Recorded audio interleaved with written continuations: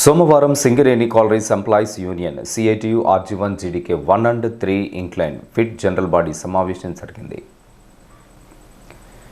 Branch కార్యదర్శి మెండ శ్రీనివాస్ మాట్లాడుతూ తెలంగాణలోని బొగ్గు బ్లాక్లకు సింగరేణి కేటాయించాలని కేంద్ర బీజేపీ ప్రభుత్వం బొగ్గు గనుల వేలాన్ని ఆపాలని డిమాండ్ చేస్తూ 29న సింగరేణి పరిరక్షణ యాత్ర బెల్లంపల్లిలో CPM రాష్ట్ర కార్యదర్శి తమ్మినేని వీరభద్రం ప్రారంభిస్తారని, ఆగస్టు 5న కొత్తగూడెం బహిరంగ సభతో ముగుస్తుందని, యాత్రలో CPM రాష్ట్ర కార్యదర్శి వర్గ సభ్యులు ఎస్ వీరయ్య, రాష్ట్ర కమిటీ సభ్యులు కామ్రేడ్ భూపాల్, ఆశన్న టీం లీడర్స్గా ఉంటారని, ఈరోజు రేపు బెల్లంపల్లి, మందమరి, శ్రీరాంపూర్ ఏరియాలో ఈ యాత్ర కొనసాగుతూ జూలై 30న రాత్రి గోదావరిఖనికి చేరుకుంటుందని, జూలై 31న ఉదయం 6 గంటలకు మున్సిపల్ అంబేద్కర్ చౌరస్తా వద్ద అంబేద్కర్ విగ్రహానికి పూలమాలలు వేసి బైక్ ర్యాలీతో బస్సు యాత్ర బయలుదేరి GDK 2 ఇంక్లైన్లో గేట్ మీటింగ్ నిర్వహిస్తామని, అక్కడి నుండి చౌరస్తా చేరుకుని మధ్యాహ్నం GDK 11 ఇంక్లైన్లో సెకండ్ షిఫ్ట్ గేట్ మీటింగ్ నిర్వహిస్తామని, గోదావరిఖని మెయిన్ చౌరస్తాలో సాయంత్రం 5 గంటలకు CPM పోలిట్ బ్యూరో సభ్యులు BV రాఘవులు బహిరంగ సభకు హాజరవుతారని తెలియజేశారు.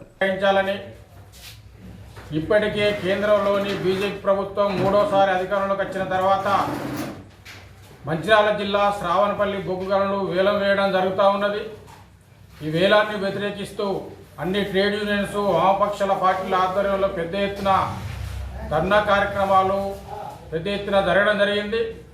అంతేకాకుండా శ్రావణపల్లికి సంబంధించిన బొగ్గు గనిని తెలంగాణలోని సింగరేణికి కేటాయించాలని డిమాండ్ చేస్తూ ఈ నెల 29 నుంచి CPM పార్టీ ఆధ్వర్యంలో బస్సు యాత్ర నిర్వహించడం జరుగుతూ ఉంది.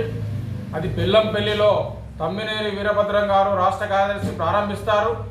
అది బెల్లంపల్లి నుంచి మంచిర్యాల జిల్లా బెల్లంపల్లి నుంచి శ్రీరాంపూరు, అలాగే మన గోదావరిఖని 3 బ్రాంచీలకు సంబంధించి 31 తారీఖు నాడు ఇది రావడం జరుగుతూ ఉంది.